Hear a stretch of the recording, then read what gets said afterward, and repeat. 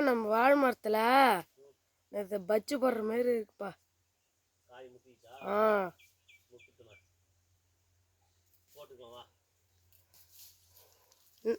என்னண்ணா பண்ற?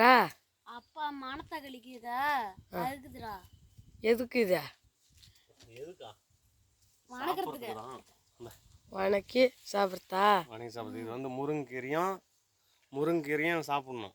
மாதத்துக்கு ஒரு வாட்டி முருங்கீரை சாப்பிட்ணும். அதேமாதிரி மணத்தக்காளி கீரையும் மாதத்துக்கு ஒரு வாட்டி சாப்பிட்டா வயிற்று புண்ணு ஆறும், நல்லா இருக்கும். இதெல்லாம் மருந்து அடிக்கிற பொருள் இல்லை, இயற்கையாக விளையிற பொருள். நம்ம காட்டில் தான் ஒரு செடியெல்லாம் இருக்குது. என்ன பொல்லங்காலாம் இருக்காம இது மணத்தக்காளி கீரைலாம் எடுத்துட்டா இது வாரத்துக்கு ஒரு முறை சாப்பிடணும். இதை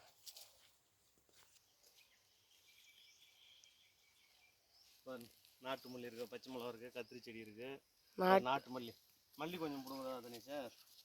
மல்லி வீட்டிலே இருக்கா? இப்போ பிடிங்கிட்டு போயிட்டீங்களா?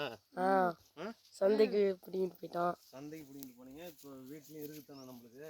நம்மளுக்கு இருக்கு. ஒரு மணத்தக்காளி கீரை இங்கே வேறையாக இருக்குது. இன்னைக்கு கனமாக செய்கிறோம். இது மணத்தக்காளி கீரை தான். மிளகாய் தோட்டத்தில் இருக்குது.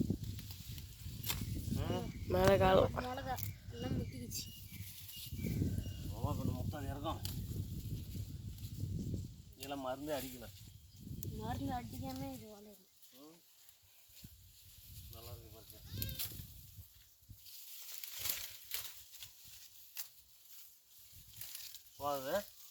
போதும். அங்கே வேற இருந்தது இல்லை? நம்ம 4 பேர் தானே. 4 பேருக்கு போதுமா? என்ன 10 பேரை சாப்பிட போகிறோம்.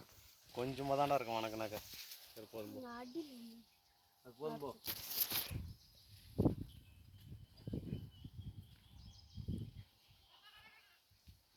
இது நாட்டு மல்லியா?